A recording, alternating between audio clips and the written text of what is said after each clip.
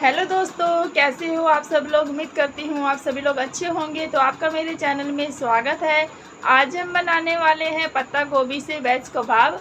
ऐसा वेज कबाब बनाएंगे कि आप नॉन वेज खाना भूल जाएंगे। तो चलिए ना देर करते हुए शुरू करते हैं। पत्ता गोभी से वेज कबाब बनाते हैं। पत्ता गोभी की सब्जी, कोफ्ते, मंचूरियन, मोमोज़ ये सब तो हमने बहुत खाए हैं। लेकिन आज हम बनाने जा रहे हैं पत्ता गोभी के कबाब, जो बनाने में भी बहुत आसान है और खाने में इतने टेस्टी हैं कि आप इन्हें बार बार बनाना पसंद करेंगे। और घर में पड़े सामान से ही ये बनकर तैयार हो जाते हैं। इस कड़ाके की ठंड में ये गर्मा गर्म पत्ता गोभी के क्रिस्पी कबाब खाने में और भी ज़्यादा टेस्टी लगेंगे।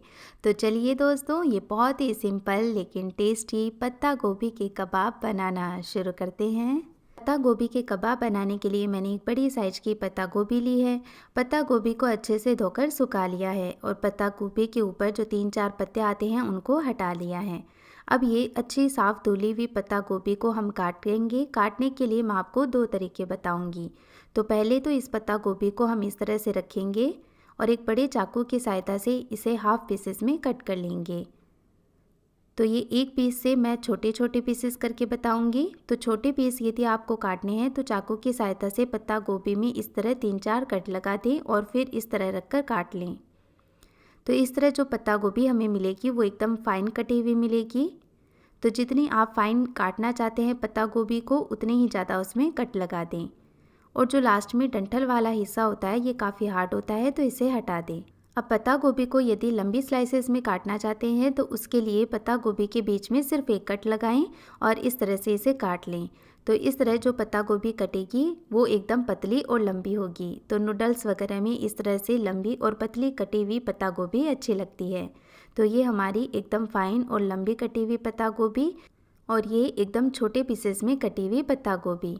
अब इस पत्ता गोभी को एक मिक्सिंग बोल के अंदर ट्रांसफ़र करेंगे। अब पत्ता गोभी काफ़ी हार्ड भी होती है, साथ ही इसमें खूब सारा पानी होता है। तो इसके लिए हम क्या करेंगे, इसमें डालेंगे नमक और नमक को पत्ता गोभी के अंदर अच्छे से मिक्स करके 15 से 20 मिनट रख देंगे। इससे पत्ता गोभी सॉफ्ट भी हो जाएगी और साथ ही अपना सारा पानी ये छोड़ देगी। तो वो पानी हम हटा देंगे तो कबाब बहुत ही अच्छे बनेंगे। अब 15 से 20 मिनट के बाद आप देखेंगे कि पत्ता गोभी काफ़ी श्रिंक हो गई है और ये सॉफ्ट भी हो गई है। तो इसका पानी हम निचोड़ेंगे। तो इस तरह दोनों हथेलियों के बीच में इसे प्रेस करते हुए इसका पानी निचोड़ दें। एक दूसरे बोल के अंदर इसे ट्रांसफ़र कर लें। तो जब पत्ता गोभी से इस तरह से कबाब बनाते हैं तो इसमें हमें बहुत ही कम मात्रा में बेसन का इस्तेमाल करना पड़ता है। तो इससे पत्ता गोभी का स्वाद बहुत ही उभर कर आता है। और यदि हमने पत्ता गोभी से डायरेक्ट कबाब बनाए तो उसमें आपको ज़्यादा मात्रा में बेसन मिलाना पड़ेगा। तो सिर्फ बेसन का ही टेस्ट आएगा, पत्ता गोभी का नहीं आएगा। देखिए कितना सारा पानी निकला है पत्ता गोभी में से। अब इस पत्ता गोभी के अंदर ही हम डालेंगे 2 मीडियम साइज के पतले और लंबे कटे हुए प्याज। आप चाहें तो इसके साथ साथ लंबे और पतले कटे हुए आलूओं का इस्तेमाल भी कर सकते हैं। अब एक मानदस्ता लेकर इसमें 2 हरी मिर्च को इस तरह काट करके डाल देंगे और साथ ही इसमें 1 से 2 इंच अदरक का टुकड़ा भी हम काट करके डालेंगे। तो इससे इन्हें क्रश करना काफ़ी आसान हो जाएगा। तो यहाँ पर हरी मिर्च, अदरक, लहसुन किसी का भी हमें फ़ाइन पेस्ट नहीं बनाना है, इसे दरदरा ही रखना है। इसके लिए हम मानदस्ते का इस्तेमाल करेंगे। 9 से 10 लहसुन की कलियाँ डालकर तीनों चीज़ों को हम इस तरह से क्रश कर लेते हैं। तो इस तरह दरदरा बना हुआ पेस्ट कबाब में खाने में बहुत ही अच्छा लगता है। अब इस पेस्ट को भी हम बोल के अंदर ही ट्रांसफ़र कर लेंगे और अब मिलाएंगे इसमें मसाले। मसालों में हम लेंगे 1 छोटी चम्मच धनिया के बीज, जिन्हें भी मैंने मोटा मोटा क्रश करके लिया है। साथ ही 1 छोटी चम्मच कुटी हुई लाल मिर्च लेंगे। आधा छोटा चम्मच भुने हुए जीरे का पाउडर ऐड करेंगे। 1 छोटा चम्मच डालेंगे लाल मिर्च का पाउडर। 1/4 छोटा चम्मच हल्दी पाउडर। आधा छोटा चम्मच काली मिर्च का पाउडर। साथ ही डालेंगे 1 छोटा चम्मच गरम मसाला और इसे चटपटा बनाने के लिए डालेंगे 1 छोटा चम्मच चाट मसाला, या फिर इसमें आप आमचूर का पाउडर या नींबू का रस भी डाल सकते हैं। स्वाद के अनुसार नमक ऐड करेंगे। नमक हम पहले भी ऐड कर चुके हैं तो उसी के अकॉर्डिंग नमक ऐड करें। आधा कप डालेंगे चावल का आटा, इससे कबाब बहुत ही अच्छे क्रिस्पी बनेंगे। यदि आपके पास चावल का आटा नहीं है तो सूजी को ग्राइंडर जार में पीस करके ले सकते हैं। साथ ही डाल देते हैं खूब सारा बारीक कटा हुआ हरा धनिया और एक बार मिक्स कर लेते हैं सारी चीज़ों को। और अब हम इसमें बाइंडिंग के लिए डालेंगे बेसन। तो टोटल मैंने इसमें आधा कप बेसन का इस्तेमाल किया है। तो शुरुआत में 3 चम्मच बेसन का ऐड करेंगे और इसे मिक्स करेंगे और फिर 3 चम्मच बेसन और डालकर एक बार फिर इसे अच्छे से मिक्स करेंगे। तो इससे जो बेसन होगा वो ज़्यादा मात्रा में नहीं जाएगा, बस सारी चीज़ें अच्छे से बाइंड हो जाएं उतना ही बेसन हमें इस्तेमाल करना है। तो देखिए अब जो बेसन है वो काफ़ी अच्छे से इसमें मिक्स हो गया है, लेकिन अभी ये अच्छे से बाइंड नहीं हो रहा है क्योंकि हमने सारा पत्ता गोभी का पानी निकाल दिया था। तो ज़रा सा पानी लेकर इसे अच्छे से मिक्स कर लेते हैं ताकि ये एक जगह इस तरह से बाइंड हो जाए। और अब हम कढ़ाई में तेल भी चढ़ा देते हैं गर्म होने के लिए। तो तेल को मैंने गर्म कर लिया है और तेल जब एक बार गर्म हो जाए तब गैस का फ्लेम लो कर देंगे। टूथपिक डालने पर इसमें भी अच्छे बबल्स निकल रहे हैं, यानी तेल गर्म हो चुका है। तो अब गैस का फ्लेम लो कर देंगे और अब कबाब बना लेंगे। कबाब बनाने के लिए कटोरी में मैंने पानी लिया है और हाथों को हम पानी लगाते हुए इससे कबाब बनाएंगे। तो इससे क्या होगा कि ये जो मिश्रण होगा वो हाथों के भी नहीं चिपकेगा। दूसरा, ऊपर की लेयर थोड़ी गीली हो जाएगी जो पकने में थोड़ा समय ज़्यादा लेगी। तो कबाब धीरे धीरे अंदर से अच्छे से पक जाएंगे। तो इस तरह एक एक करके मैं कबाब बना रही हूँ और गरम तेल में डाल रही हूँ। लेकिन आप चाहें तो यदि जल्दी से आप शेप नहीं दे पाते हैं कबाब को, तो आप सारे कबाब बनाकर रख सकते हैं और फिर एक साथ उन्हें फ्राई कर सकते हैं। तो 2 बैच में मैं इन्हें फ्राई कर लूँगी। तो एक बैच मैंने इस तरह से डाल दिया है और जब तक ये फ्राई होगा मैं दूसरा बैच बनाकर तैयार कर लूँगी, यानी उन्हें शेप देकर तैयार कर लूँगी।